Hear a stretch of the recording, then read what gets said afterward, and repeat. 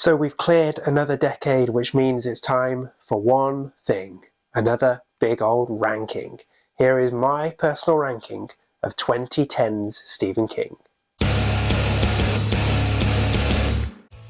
Hi everyone, welcome to my channel. I'm Dave Musson, at Dave Musson on Instagram, and this is a place where I'm talking to you about Stephen King. Now, don't forget to sign up to my newsletter where you'll get the latest from my channel, indie horror authors for you to check out, a free short story from me every week, and just as a thank you for signing up, an ebook of my mini collection Mirrored and 10 Tiny Tales of Terror, just for free, just for signing up. It's up there, it's down there. Sign up, get involved, come and say hi. Now normally on this channel I'm spending most of my time giving you 19 reasons to read each and every single one of Stephen King's books, but last time out we made it to the Institute, which means we've ticked off another decade, so it's time for another decade ranking. Now as I normally do with the decade rankings, this is going to be spoiler free so you can watch the entire thing, and hey, let me know your favourites and least favourites from the 2010s when it comes to Stephen King. This is not a definitive ranking, this is my ranking, and I always love hearing yours. And if you enjoyed my ranking of this decade, there's all the other ones to check out as well. So I'll put them in the description below, but I've already ranked my personal ranking of 70s King, 80s King, 90s King, and noughts King. And you know what? We're not that far off doing a ranking of the overall thing. That's going to be exciting, isn't it? So anyway, this is going to be spoiler free, and as a reminder, again, because I know sometimes people don't listen, this is just my ranking, my opinions, not a definitive list. But let me know yours. What was your favourite King book of the 2010s? What was your least favourite King book of the 2010s? And why, during the 2010s, did so many shitty metalcore bands manage to get huge? Who knows? Anyway, let's jump in to this ranking. Spoiler free. So down at the bottom is The Wind Through the Keyhole, a book that has just dropped down my King rankings over the course of doing a reread. Not much more to say about it really, not needed, pretty forgettable, and just...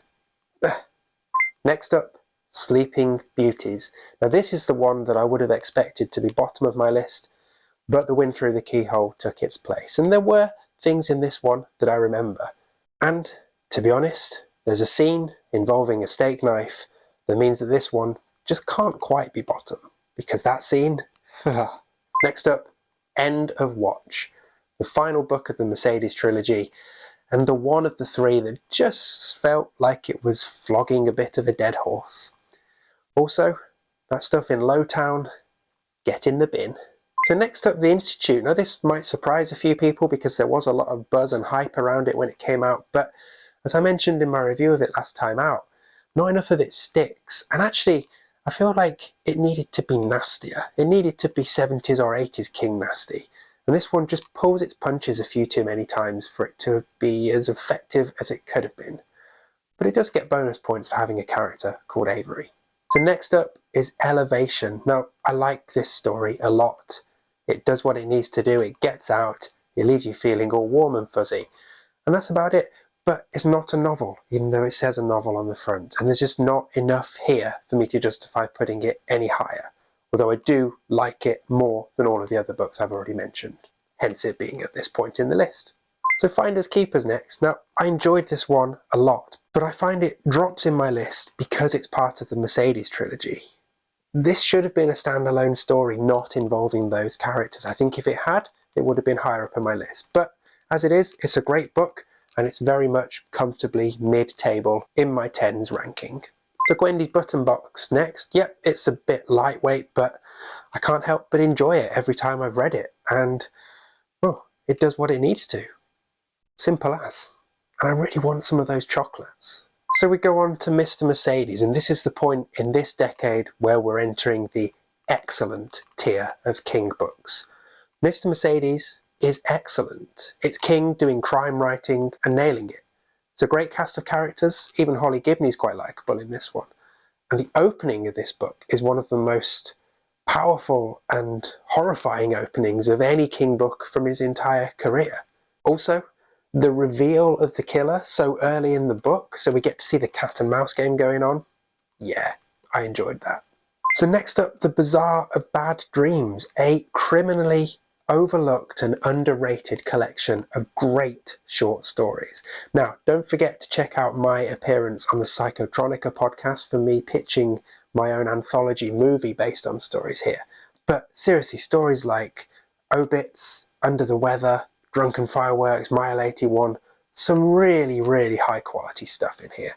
And as I've mentioned before, I'm in love with this cover. Deal with it. So next up, Dr. Sleep. Now, the challenge of writing a sequel to something as huge as The Shining, and to do it 40 years later, is quite something, and King pulls it off admirably.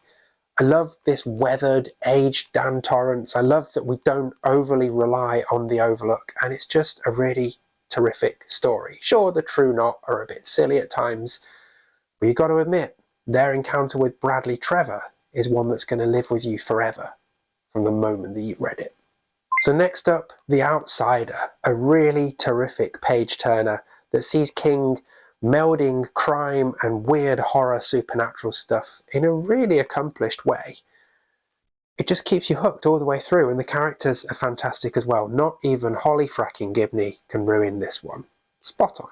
So entering top 4 now, and Full Dark, No Stars.